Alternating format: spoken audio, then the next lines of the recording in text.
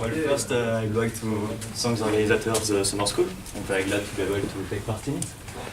So, in the previous talk this morning, we defined the Chickanov-Egerberg algebra of a Legendre manifold, and the setup will be the same here.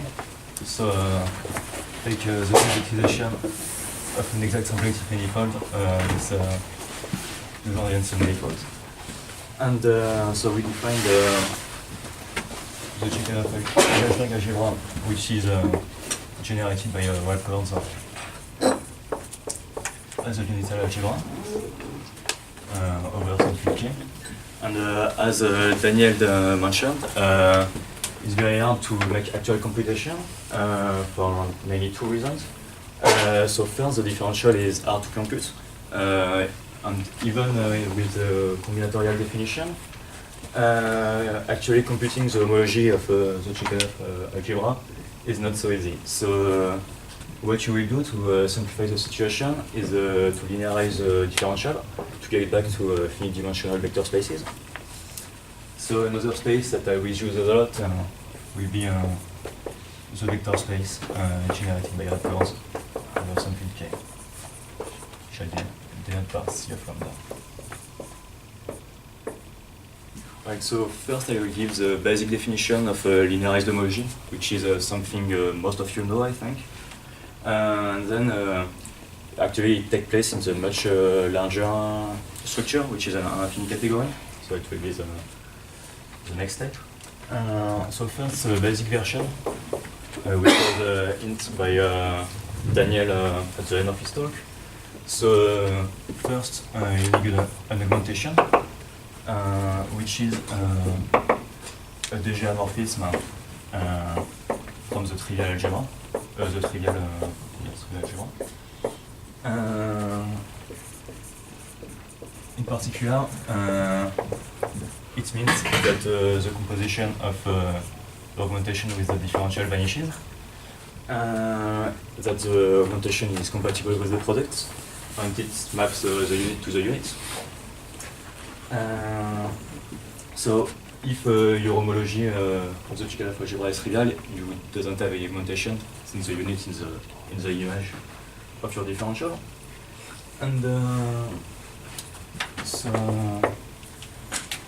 now you can define an algebra isomorphism of the Chickanov algebra, which you define on the chords and then extend as an algebra isomorphism. And you will use your isomorphism to push over the differential.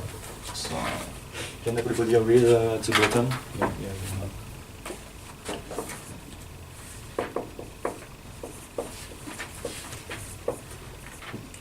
So now you get a new differential. You get a new differential on the Chickanov algebra. And the reason you do this is that now you get a differential, which increases the length of any word of your algebra.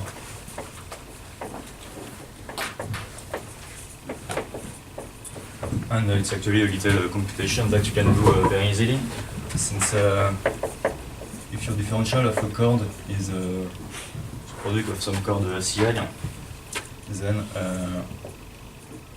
the quantized differential will be the product of Ci plus epsilon Ci. And you can see that the first term of length 0 vanishes because you are a chinmorphism. And so now you can split the differential with respect to the length. And since the epsilon square vanishes, the first term squared also. So that one is actually a differential on the vector space generated by records, and that's the so-called linearized homology with respect to epsilon.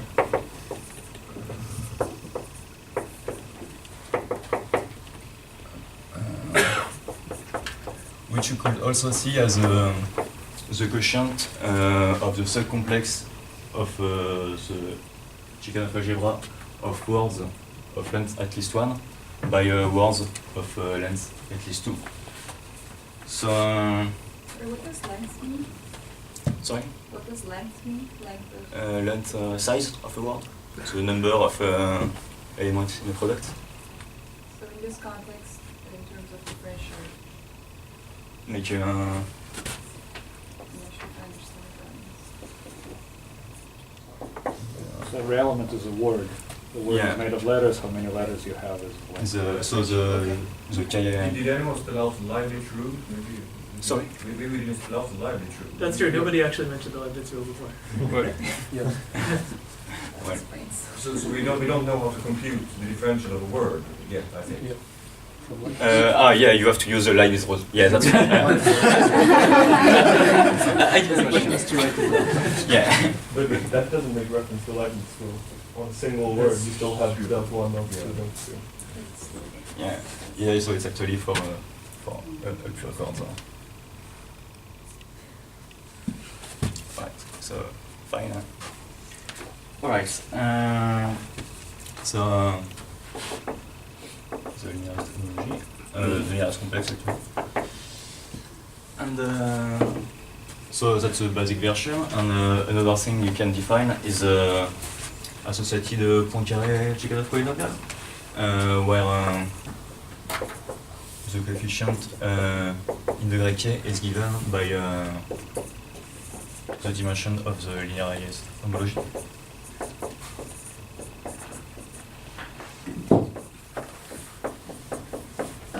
And an interesting property is that if you evaluate the polynomial in -1, you get the Thurston-Banachine invariant of your Legendrian. So,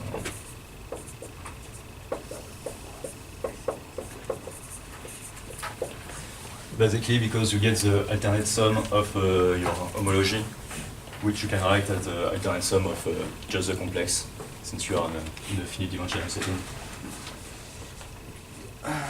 Alright, so that's the basic definition. That's something you can compute quite easily. So, as I said, it's part of a much bigger structure, which is an infinite category. So I won't define precisely what an infinite category is, just give the gross definition. So,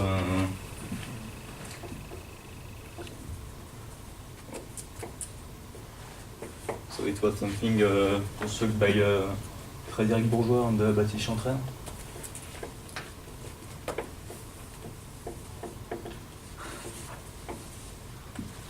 So the beginning is quite the same. You have to add n new element to your algebra, to your field.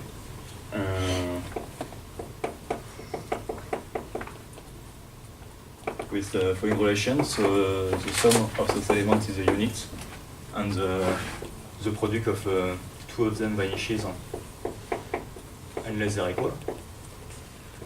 So it's actually a K-algebra. As before, you can consider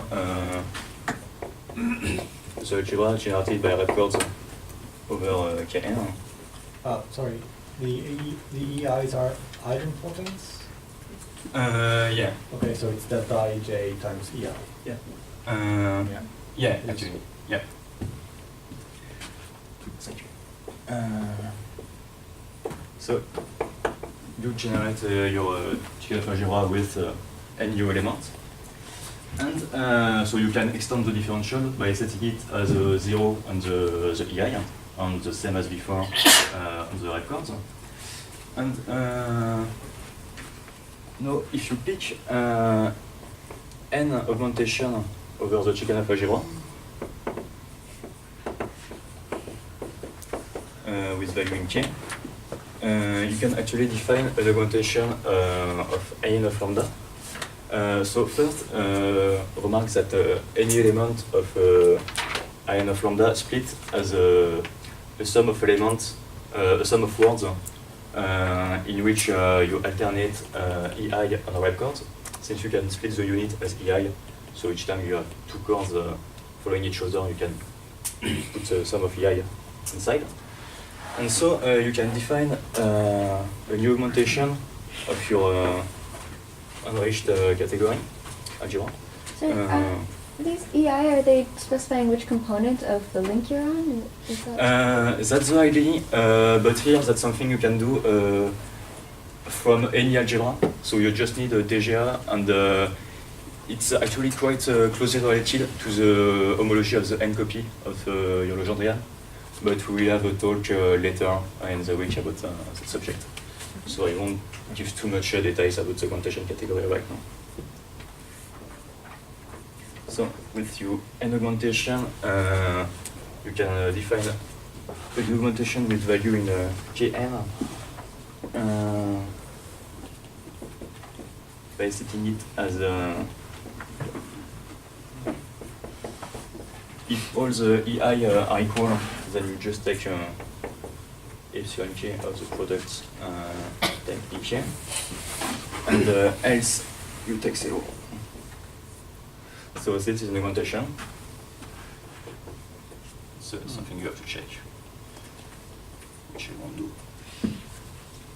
And so as before, you can change the differential, and it will split again with respect to the length. And here actually you can split it a bit further, since if you take so if you choose d+1 augmentation among the n you already had, so here 2 of them might be equal, by the way. It's not a problem. So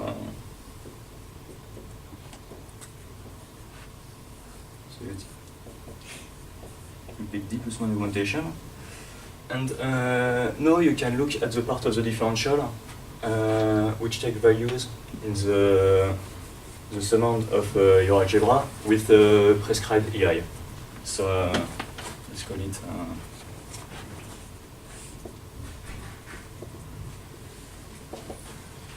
so the first term has to be EI 0.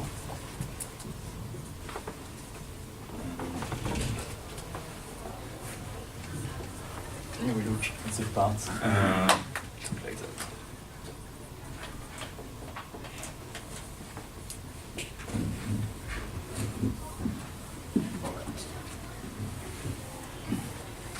Alright, so Could you write bigger, please?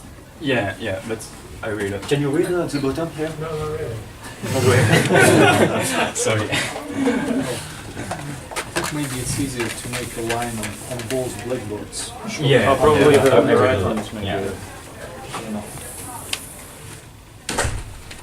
So here it's not okay. Alright. So you take.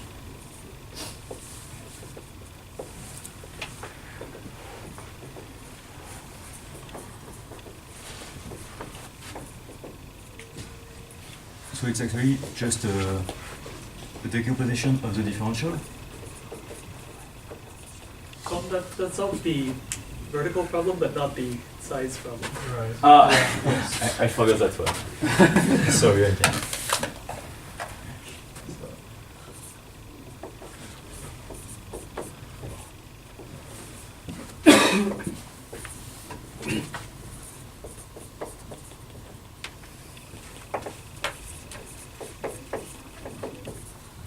Alright, so now your differential is split in the several terms. And what you can do is forget about all the EI.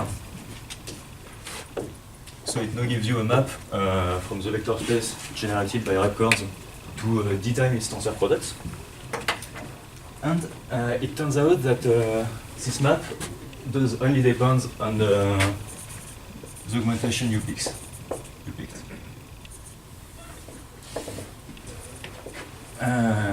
So the idea is that in this setup, n will be a natural number that you will have to take as big as you need, but it doesn't matter in the end when you compute your differential. So it's something we will actually call, since it's an independent I0 ID.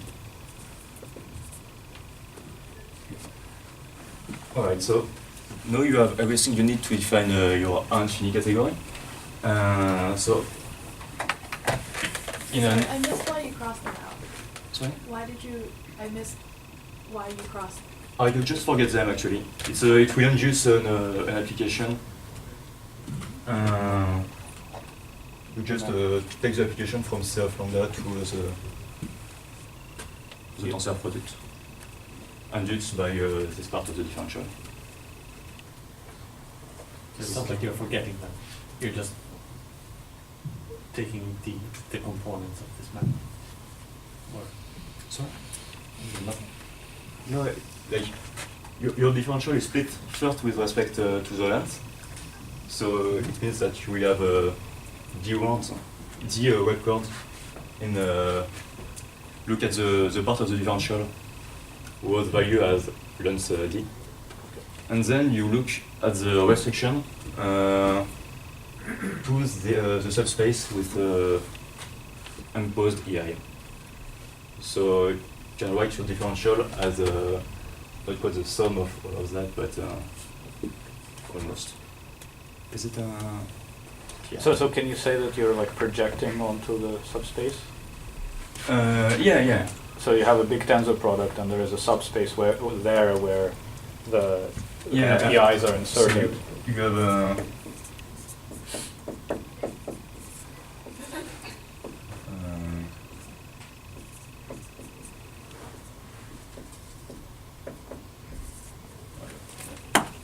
too much things. Yeah, you just split your big complex in function of the EI. So you're saying that the solution to the fact that this depends on your augmentations is to just consider all of them in this larger category? Is that? Yeah.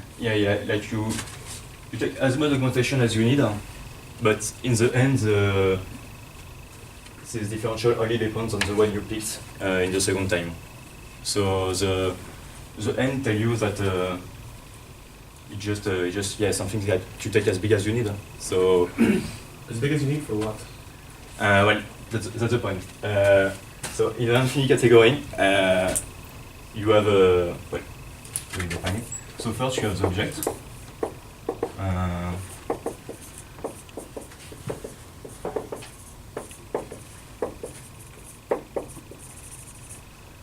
So the object of your category is just the set of augmentation.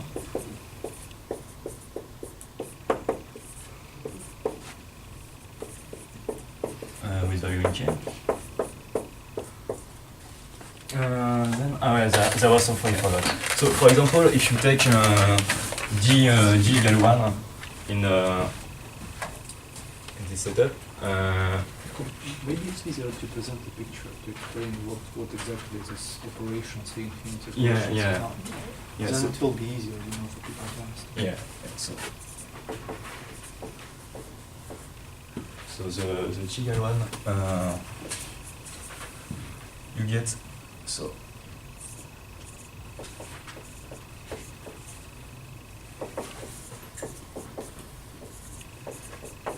Maybe D is not a very good letter because D is usually it corresponds to the differential. So. Yeah, but I use the Grecian way Okay. for the differential. Just okay. Yes. But so yeah, in the case d is 1, that part of the differential will count curves of the following forms. So,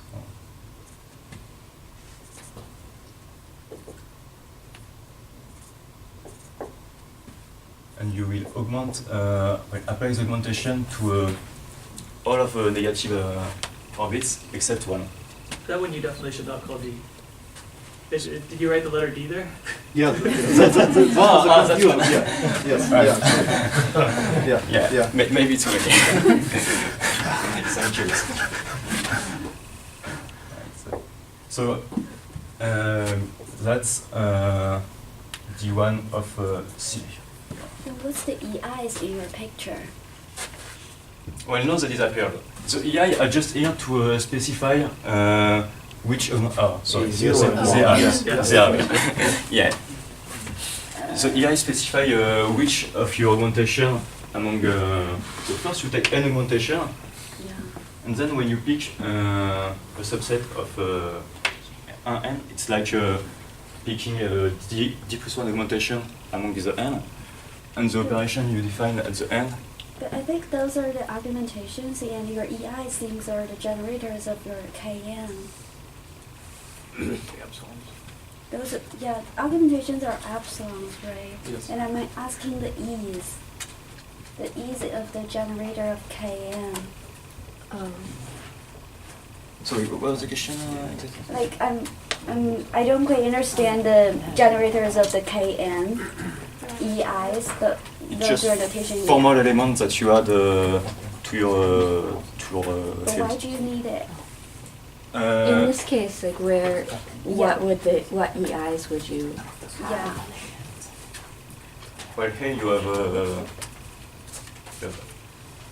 Like, how do you write that boundary map in exactly the form that you wrote it here? with the EI. Yeah. Alright, so here you will have, well, you can take n is equal to 2 actually, and so you have I0, I1, and here I0. Well, maybe it's confusing because I'm writing the other, but So what happens if it's d equals 2? then if d is 2, then you have to take at least n 3. So you must have n bigger than d+1. So you can take as much augmentation as you need. So, for example, here it's induced by that part of the differential. But can you see those E0 and E1s in your picture of differential? Where does they show up? No, they show up, the way they show up is that here you have the first augmentation, here the second. So you're pretending those are on different copies of your Legendre? No, you don't have any copy. Yeah, it's something you can do for actually any algebra, but it has it can be interpreted in terms of which copy you start from and which copy you end to. But Yeah, so just to restate what he said, so yeah, this is a formal algebraic thing, but indeed you can pretend that you have multiple copies and this is keeping track of which copy you're on. But it's not actually the same. I think you have to take a quotient to actually have this chicken algebra. It depends on what the ordering of the copies. Alright. Yeah. Can I ask one more question about this picture? So the A plus is on the input side, and the W, C, and W prime are all like things that you're summing over on the output side, or It's am a I? cosmological version. I mean, there is a standard Chicano algebra differential. What is written is not linearization, it's a dual, it's something dual to linearization. So this is It's not the dual yet, cosmological right? So version. this Yeah, is- no. For now, it's just it's not a dual, but you have to take the dual in the infinite Do you category. mean the So which things are input and which things are output? Yeah. So you input have. is on the bottom? So it's like It's In the a infinity cosmological. category. Yes, yes. But we are not yet in the infinity category, we're just. I mean, but he tried to. Yeah, the next step. Yes, yes, yes. You're one step ahead of the game. Alright. So the It's The not non-D. the D. Oh yeah. Sorry. I forgot. Yeah. All right.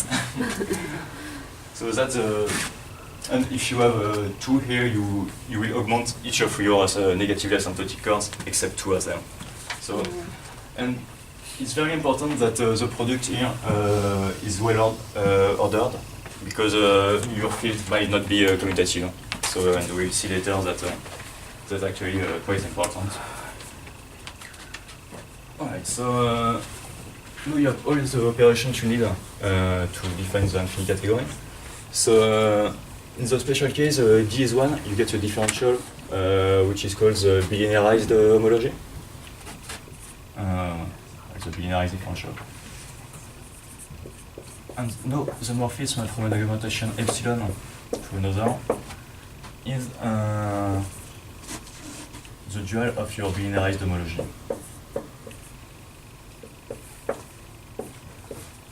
So you need to take the dual to get an infinite category. So for an usual category, you have a composition law, which is associative. No, in an infinite category, that's not true anymore. But you have higher order operation.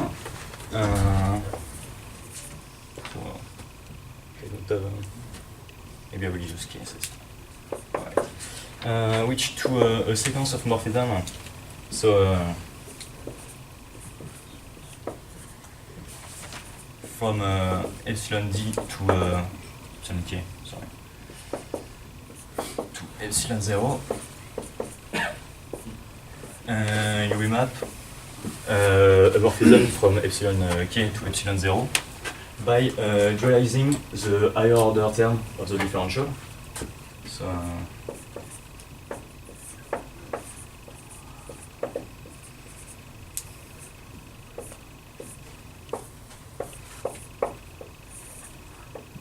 So sorry to so as an algebra, well, C epsilon epsilon prime is not an algebra, it's a K module, right? yeah, it's algebra. But you can look at it as an algebra where epsilon, you have a left identity given by E and a right identity given by I prime, something like that. No, it cannot be an algebra since you cannot multiply. Yeah, but you curves. can pretend as a vector space it's isomorphic to C. Yeah. Yeah, but that's how you define it usually. Actually, like you have a C of. Yeah, I wrote that, but that's quite false actually. It's not true. Yeah. That's the reason. Are So- D and K the same? Yes. Oh yeah, sorry. I should have changed my notes. Right, so the idea is that those maps are the analogs to the composition. So the composition here is not associative, but they will satisfy some compatibility formula, which essentially come from the fact that the differential d epsilon tilde is a differential actually. So if you split on each term, you will have the relation you need. And in particular, the first one states that the composition is associative at the level of homology.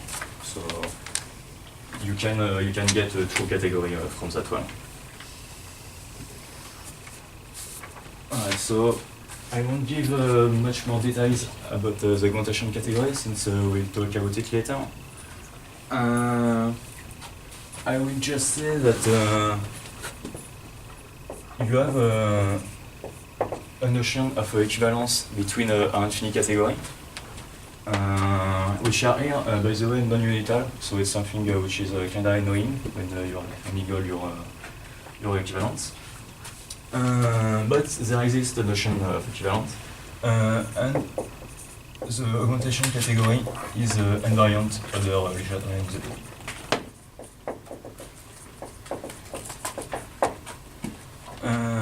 Is invariant, oops.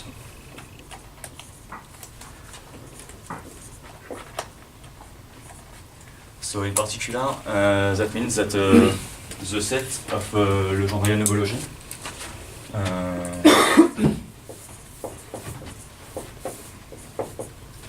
is also an invariant, as well as the set of pointeratic and of polynomials.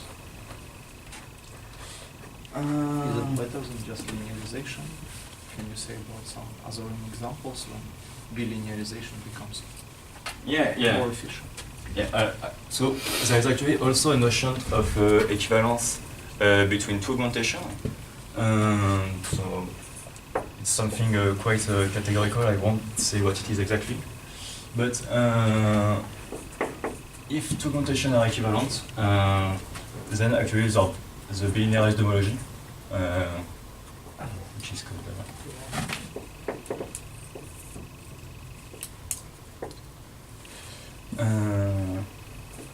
then the bilinearized homology is independent of the choice you make between the two of them, and you have also something similar if you just reverse the order.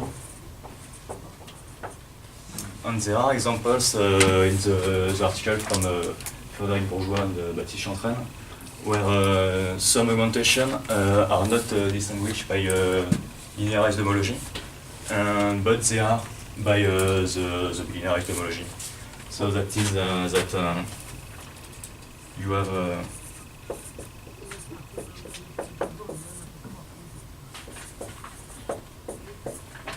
but which is not. So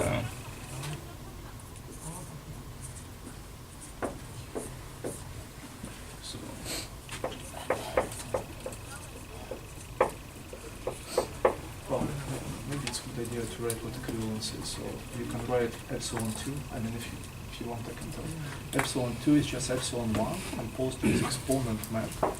well, Of, yes, that's the original definition, but in the Chantrain paper, they have something more categorical. Yes. You have you need to have an adjunction mapping epsilon 1 to epsilon 2. So, but yes, the original idea is that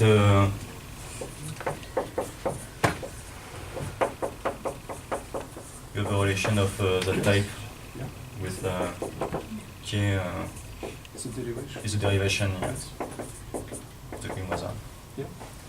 So, but it seems like it's not the right definition for an equivalence of augmentation. So, What did you say the categorical version was? so I don't really want to go into details because it's quite heavy, but you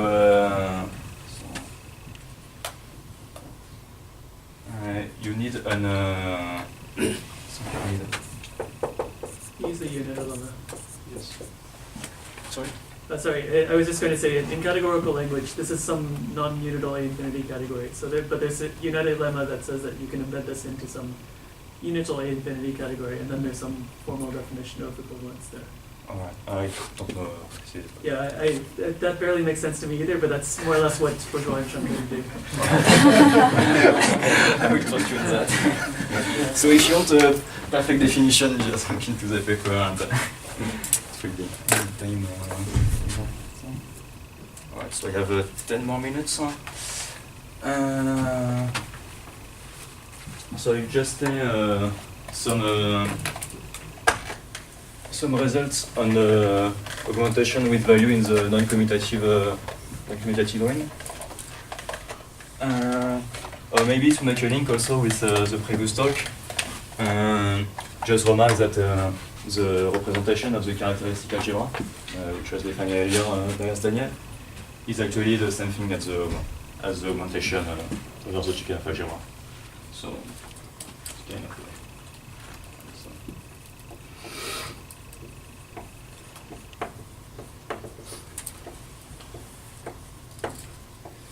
in particular, some range you want to consider will be the range of matrices of rank K. So, as stated earlier, you can't really compute the homology of the Chekhov algebra, so you want to find an augmentation. The question is, does it exist? And it turns out that sometimes you don't have any commutative augmentation. So there are some nice examples by Stefan Siller, which give you a Legendre link, such that you have no augmentation for any field F. However, you have augmentation to the matrix of rank 2. Did you say no? Yeah, not, but I think it's not defined, but It's not. probably I think. There are also examples that are quite harder to understand, I guess, where you have an homology which is a homology of your Chekhov algebra which is non-trivial. If it was, you just wouldn't have any augmentation, so you don't really have anything to look for. But so your homology is non-trivial, and you don't have any augmentation of finite rank.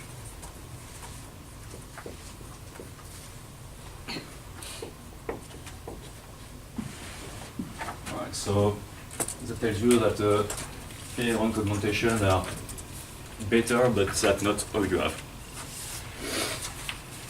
And maybe I could end with some nice application of the idea in the beginning is to get back to finite dimensional vector space, and one of the reasons is that you can do algebra and the exact triangles, that kind of things, which you can't with algebra.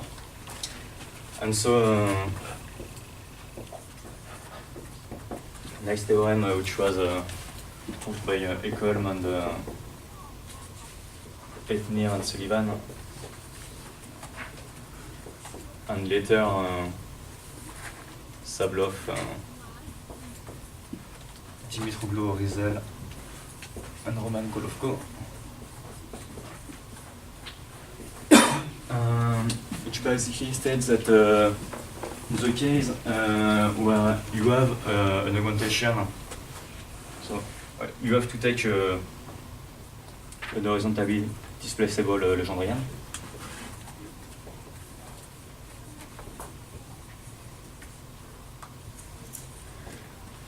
And then either there exists an augmentation of finite rank,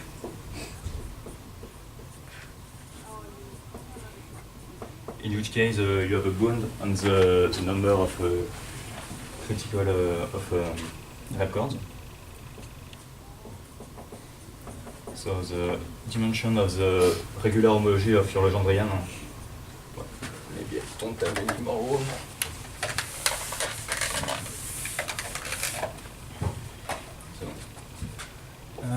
So if you have an augmentation,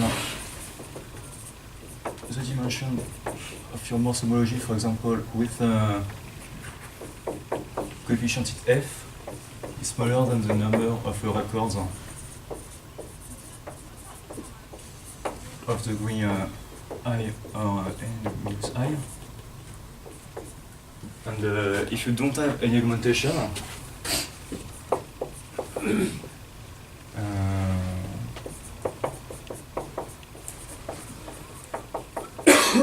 then actually you can show that you have at least 3 records.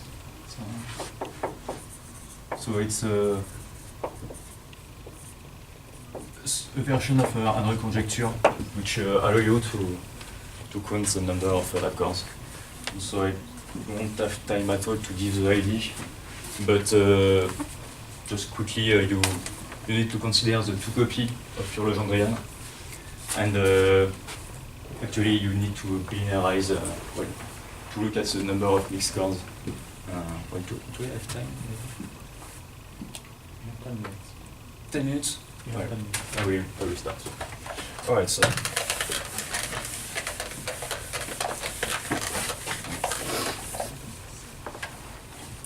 And so, you have your Legendrian lambda, let's say the knot, which translates in the r direction to get lambda prime. And you translate it as such that there is no records from lambda prime to lambda. So you have only one type of records. They go from lambda to lambda prime. And in general, the differential in the Chicalov-Egelsberg algebra increase the number of mixed scores. But here, since they go only one way, you can actually look at the space, the subcomplex generated by words with one mixed code. Let's say,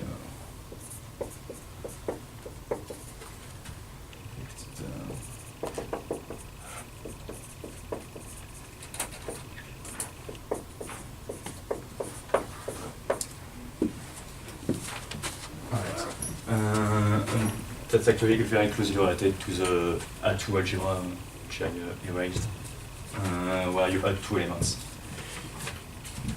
Alright, so now you can define, as usual, you don't like infinite dimensional algebra, so you get, you want to use finite dimensional subspaces. So you define the subspace generated by a mixed code, and the Chekhov differential on your algebra, actually with an augmentation, and this is a differential of on your vector spaces. so if theorem of it's a mixed chord M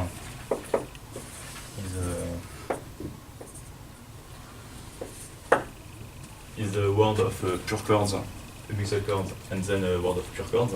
Well, can I make a comment? So somehow for formulation, I think for the second part, maybe about the number of read chords greater or equal than 3, you need to assume also that characteristic algebra is non-trivial. Because non-existence of augmentation may be a property for something which is loose or stabilized, and then no one knows what you get. So you have to also say that the characteristic algebra is non-trivial. All right. While we're at it, can you explain what that really says? What the theorem says? Yeah, so basically the point is that there is a Arnold conjecture, right, which in the Legendrian settings says that, I mean, here you have a graded version of it, but technically it says that the number of, as far as you have augmentation into something, I don't know, it can be something commutative or non-commutative, then the number of reap chords is greater or equal than 1/2 sum of Betti numbers. So what is written is a graded version of this conjecture. And then if you don't have, I mean, sometimes it's true you can have a Legendrian with a property that it's Chekhanov-Eliashberg algebra doesn't admit whatever augmentation into matrix algebra of arbitrary rank. And if you know that the characteristic algebra doesn't vanish, then you can also write down some bound. You can say that the number of reap chords is greater or equal than 3. I mean, for example, this is true. No, what's written is not correct. You forget? No, characteristic algebra doesn't vanish. Oh yeah. But I already use C of lambda, so Yeah, just write in words. Just write in words. Characteristic algebra doesn't vanish. But once again, so the really important part of the Arnold conjecture is that as far as you have augmentation, as far as you have some rigidity, then the number of reap chords on the Legendrian is greater or equal than 1/2 sum of Betti numbers. so What are the conditions on P in order for this to happen? On P, well, it's just whatever Liouville. Yeah, it can be just any exact symplectic manifold. I think So it's no a extra. non-compact manifold. What's that? So it's a non-compact manifold and it can have... Yes, yeah. So for example, cotangent P can be a cotangent bundle. P can be any Liouville manifold. With the nice thing at infinity, so you can Yes. define- There's a control geometry at infinity. Yes, yeah. Yes. That's right. Right, so you have your algebra of mixed chord, of words with one mixed chord, and then you get back to the vector space generated with finitely generated, and well, let's call it. So since you have an augmentation on lambda, well, actually it's not a vector space. It's a bimodule over your matrices spaces, and so now you can define a differential on your vector space, and basically now you need to understand which kind of records you had, and how does your differential work on that. So What is capital R? sorry? Yeah, it's bad notation again. Yeah, so it's not really a vector space.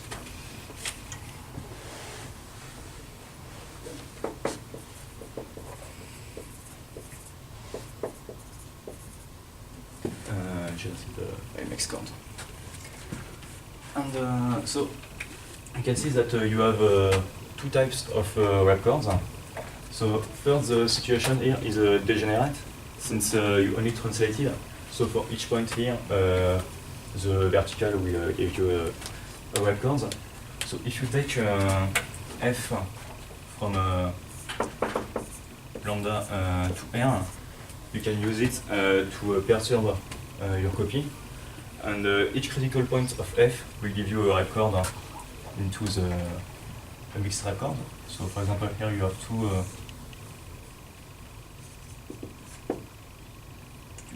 of them, And the other type of record come by pairs, and they are generated by a pure record in your Legendrian. So, for example, here you have only one here, and it will give you two of them, one which is right here, and one which is right here. And so you can see that so that one is not a mixed chord, very here. So you can see that all the Morse code coming from critical points have roughly the same action, which is by how much you translated. And then you have for each pure record, you have two chords, one which is smaller, one which is bigger. So we call it C plus, and C plus. And so your vector space of mixed chord split in three parts with increasing action. And so now you need to understand the differential. So that's where you must do most of your work.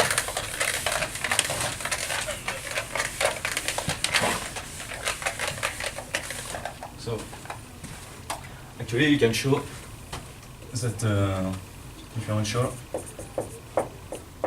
is of the form, so you use your decomposition. For reason action, the coefficient above the diagonal with vanishes, and the coefficient of the Morse code is actually the true Morse differential on the Morse complex. So you don't need to know any of the other coefficients, since now you can look at the subcomplex C minus inside C minus plus F. And since those are finite dimensional vector spaces, you will use exact triangles induced by this inclusion, which is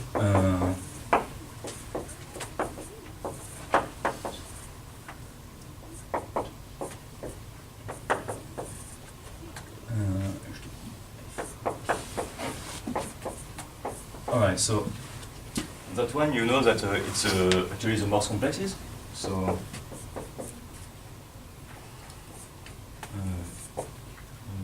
this coefficient in R. And here you need to use the fact that lambda is displaceable. So it's quite a bit more of work than what I will say, but basically if you move your copy, you will have no mixed chords. So you can show that actually this big complex is acyclic, even after linearizing. And so since it's a map, is a cone of a map from C plus to C minus plus F. That one is actually isomorphic to the measure of C plus. And then, since it's finite dimensional vector spaces, you can bound the dimension of this complex by the sum of the dimension of both of them, which is itself bounded by the number of generators. So you actually you need to compute the degree to actually get the good one right here. Can you write it as a long sequence, maybe for people? Okay, so anyways, the main point is that you have a complex. It's generated by three parts. You have this negative leaf chords, you have this Morse part, and you have this plus part. And you have this complex, and you know that this complex is acyclic. Then there is a structure on the differential. So from holomorphic curves, you can see actually that this differential looks like a triangular matrix. And you can write down, seeing it as a cone, and using displaceability, you can actually write down a certain long-exact sequence, which involves the Morse part and also the Rip chords part. And using that, like with the shifted degrees, you can say why you have this I and M minus I. Yeah, it's because you have to compute the degree of the mixed chords. And the inequality that you get, I mean, so this number of Rip chords of degree I plus number of Rip chords of degree n minus I is greater or equal than the Betti number, I's Betti number, is just a rank inequality that you get from this long exact sequence.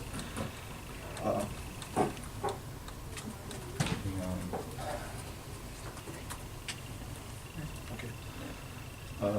Are there any questions? Okay, so if there are no questions, let's thank